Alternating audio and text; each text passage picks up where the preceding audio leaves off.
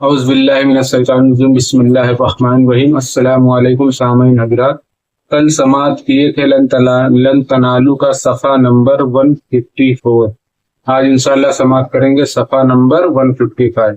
ایک بار درود پاک پڑھ لو۔ اللہم صلی علی سیدنا صفینا نبینا حبیبنا مولانا محمد بارک وسلم صلاۃ و سلام دائما علیک سیدی یا رسول اللہ صلی اللہ تعالی علیہ وسلم۔ بسم اللہ الرحمن الرحیم، اللہ کے نام سے شروع جو نہایت مہربان رحم والا۔ آگے اللہ تعالیٰ ارشاد فرماتا ہے، یا ایہا الذین آمنوا لا یحل لکم ان ترثوا النساء قرحا ولا تعضلوهن لتذهبوا ببعض ما آتيتموهن إلا أن يأتين بفاحشة مبينة۔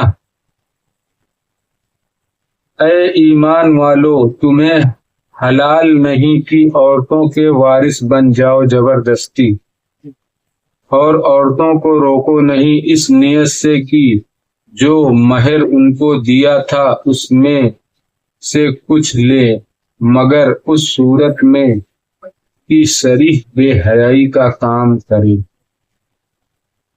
آگے اللہ تعالیٰ ارشاد فرماتا ہے، وَآشِرُوهُنَّ بِالْمَعْرُوفِ فَإِن كَرِهْتُمُوهُنَّ فَعَسَىٰ أَن تَكْرَهُوا شيئا ويجعل الله فيه خيرا كثيرا۔ اور ان سے اچھا برتاؤ کرو، پھر اگر وہ تمہیں پسند نہ آئے تو قریب ہے کہ کوئی چیز تمہیں ناپسند ہو، اور اللہ اس میں بہت بھلائی رکھے۔ آگے اللہ تعالیٰ ارشاد فرماتا، وَإِنْ أَرَدْتُمُ اسْتِبْدَالَ زَوْجٍ مَّكَانَ زَوْجٍ وَآتَيْتُمْ إِحْدَاهُنَّ قِنطَارًا فَلَا تَأْخُذُوا مِنْهُ شَيْئًا۔ اور اگر تم ایک بیوی کے بدلے دوسری بدلنا چاہو اور اسے ڈھیروں مال دے چکے ہو تو اس میں سے کچھ واپس نہ لو۔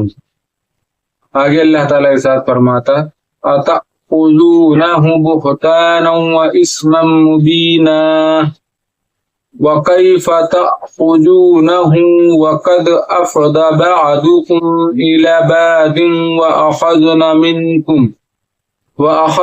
مِنكُم مِّيثَاقًا غَلِيظًا۔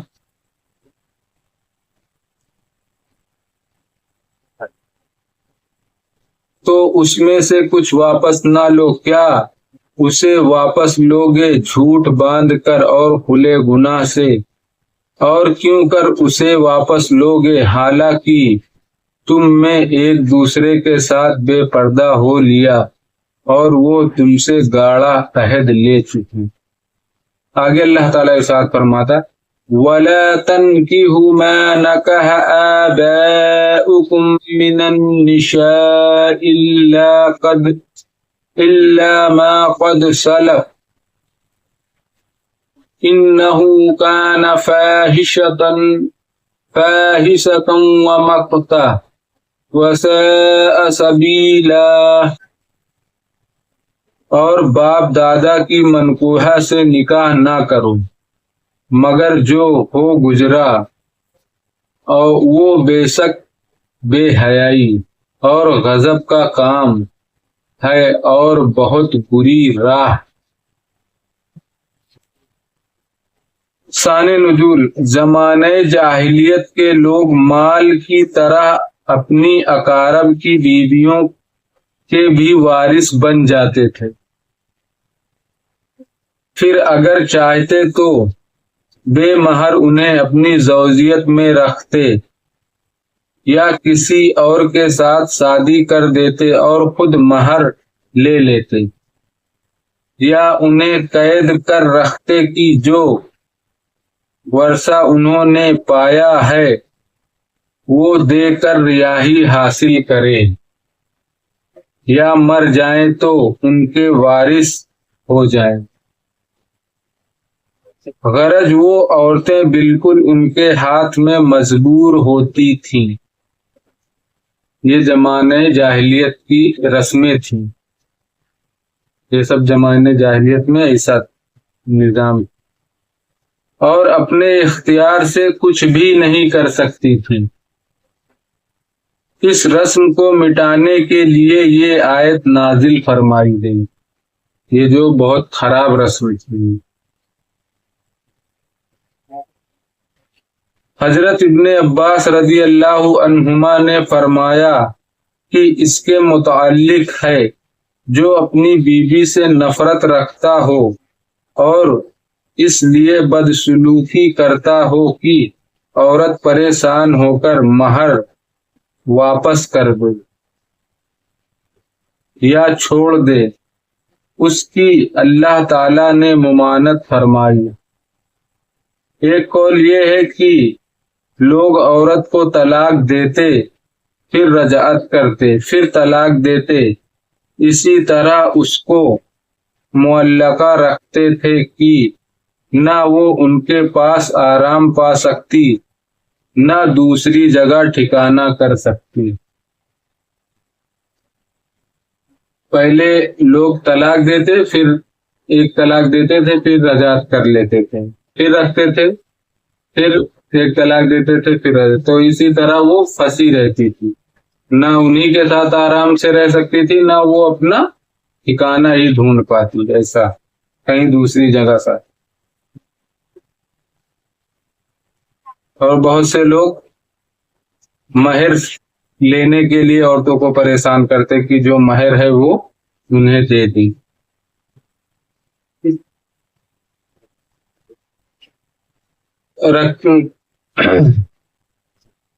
اس کو منع فرمایا گیا، یہ منع فرمایا اللہ تعالیٰ نے. ایک قول یہ ہے کہ میت کے اولیاء کو خطاب ہے کہ وہ اپنے مورث کے بیوی کو نہ روکے.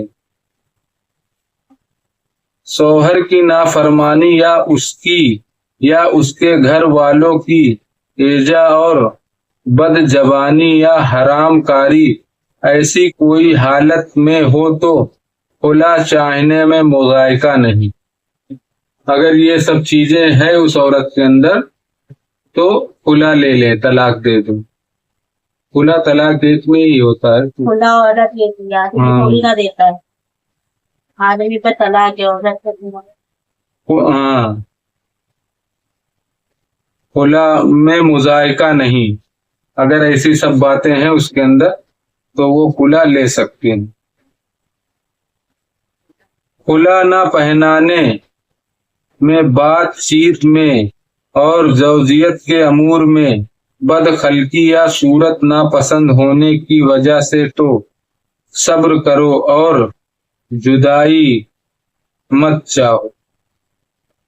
اگر جیسے تمہیں ناپسند ہے عورت یا آدمی اور کچھ بد خلقی ہے اور بات چیت بھی صحیح نہیں ہے تو اس پہ صبر کرو، اس کا اجر اللہ تمہیں عطا فرمائے گا.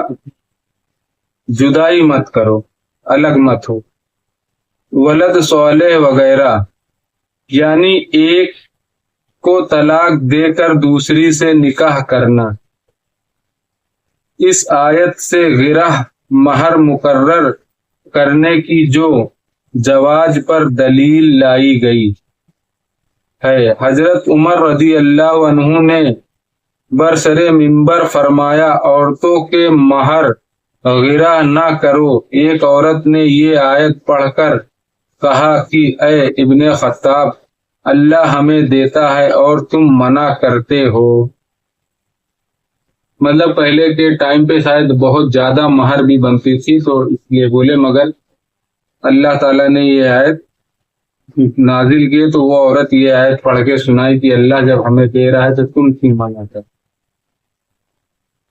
اس پر امیر المؤمنین حضرت عمر رضی اللہ عنہ نے فرمایا، اے عمر، تجھ سے ہر شخص زیادہ سمجھدار ہے، جو چاہو مقرر کرو. سبحان اللہ.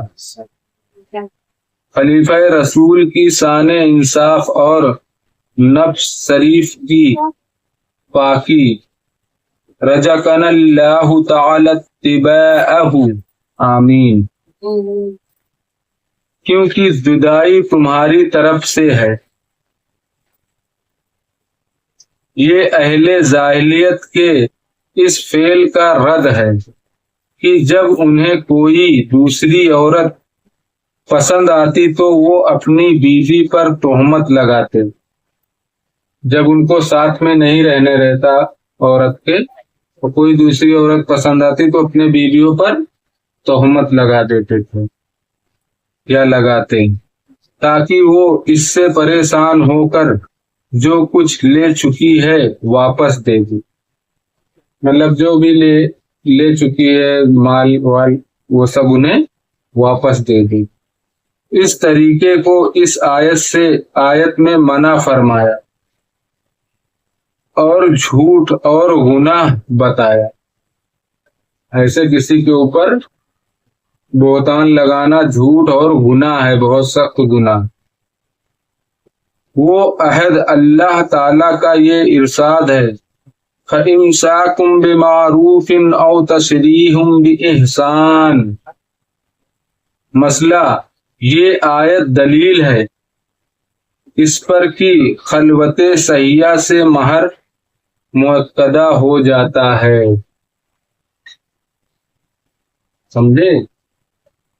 جیسا کہ زمانہ جاہلیت میں رواج تھا کہ اپنی ماں کے سوا باپ کے بعد اس کی دوسری عورت کو بیٹا بیاہ لیتا تھا۔ یہ سب زمانہ جاہلیت میں تھا کہ اگر وہ شادی کر کے لایا تھا اور اسی کا بیٹا ہے، اور اگر اس کا باپ فوت ہو گیا تو وہ دوسری والے کا بیٹا اپنی ماں کو چھوڑ کے وہ دوسری والے سے بیاہ کر لیتا تھا۔ یہ سب زمانے جاہلیت کی باتیں تھی جو اللہ تعالیٰ نے منع فرمائی۔ صدق اللہ العظیم۔ باقی انشاءاللہ کل سماعت کریں گے صفحہ نمبر 156۔ بسم اللہ الرحمن الرحیم، صلی اللہ علیہ نبی الامی وآلہ صلی اللہ علیہ وسلم، صلاۃ و سلام علیکہ سیدی یا رسول اللہ صلی اللہ تعالی علیہ وسلم۔ اللہم انت السلام و منک السلام و الیک یرجع السلام، فحینا ربنا بالسلام وادخلنا الجنۃ دارک دار السلام، تبارک ربنا وتعالیت یا ذی الجلال والاکرام۔ یا اللہ، یا رحمان، یا رحیم، یا مالک القدوس، یا اللہ ہم نے جو قرآن پاک کی تلاوت اس کا پڑھنا سننا فضیل عطا فرما۔ یا اللہ اس کے پڑھنے میں کسی قسم کی غلطی، گستاخی، بے ادبی اپنے رحم و کرم سے معاف عطا فرما، اور ہم سب کو صحیح پڑھنے کی توفیق عطا فرما۔ یا اللہ تعالی ہم سب تیری بارگاہ میں توبہ کرتے ہیں۔ استغفر اللہ ربی من کل ذنب واتوب الیہ، استغفر اللہ ربی من کل ذنب واتوب الیہ، استغفر اللہ ربی من کل ذنب واتوب الیہ۔ سبحانک ذی العزۃ عما یصفون وسلام علی المرسلین والحمد للہ رب العالمین، بحق لا الہ الا اللہ محمد رسول اللہ صلی اللہ تعالی علیہ وسلم۔ السلام علیکم رحمۃ اللہ تعالی وبرکاتہ۔